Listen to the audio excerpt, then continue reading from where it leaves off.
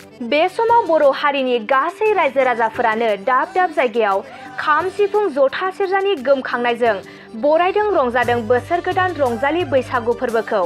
थिग बेबायदिनो भारत हादरनि राजथावनि गोदान दिल्लीनि थागिबि बर' फिसाफोराबो गोसो होसारना रंजादों।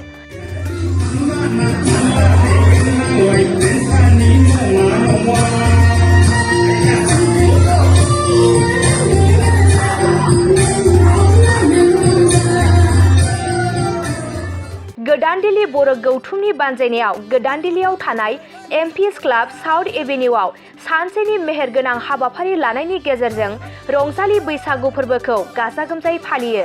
हाबाफारिखौ गोदान दिल्ली बर' गौथुमनि आफादगिरि एम.के. ब्रह्म बिथांनि मासि लानायजों बेखेवना होयो।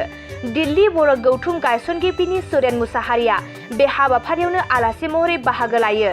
सासे समाज सिबियारि डक्टर ग्रितासी बुआ नारुला बिथाङा लोगोसे बे हाबाफारियावनो बाहागो लाना हाबाफारिखौ मेहेरगोनांसिन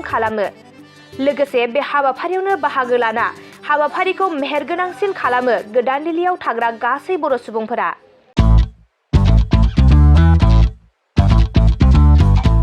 गोजोनथाव खौरां, नोंथाङा नोंथांनि गला एबा अफिस फसंथानफोरखौ जोंख्लाब माख्लाब साजायनो गोसो गैया नामा? नोंथांनि गलाफोरखौ बायदि बायदि रोखोमनि जोंख्लाब माख्लाब खालामनानै साजायनो थाखाय क'क्राझार नोगोरनि सिङाव थानाय गौरां भेलि हटेल साखाथियाव चाणक्य आर्ट एन्ड डिजाइन गलाया लानानै फैदों बायदि बायदि रोखोमनि आर्ट डिजाइन। क'क्राझार नोगोरनि सिङाव थानाय गौरां भेलि हटेल साखाथियाव चाणक्य आर्ट एन्ड डिजाइन गलाया नोंथांमोननि थाखाय लानानै फैदों नोंथांनि गलाखौ जोंख्लाब माख्लाब खालामनो गोबां रोखोमनि आर्ट डिजाइन। बेफोर आर्ट डिजाइनफोरनि गेजेराव दं 3D signboard, 2D signboard, acrylic trophy, ACP panel, name प्लेटार्स, रेट्र, रिफ्लेक्टिभ साइनबोर्ड, नियन साइनबोर्डफोरनि आर्ट डिजाइनफोरखौ नोंथाङा चाणक्य आर्ट एन्ड डिजाइन गलानिफ्राय मोनफुंनो हागोन।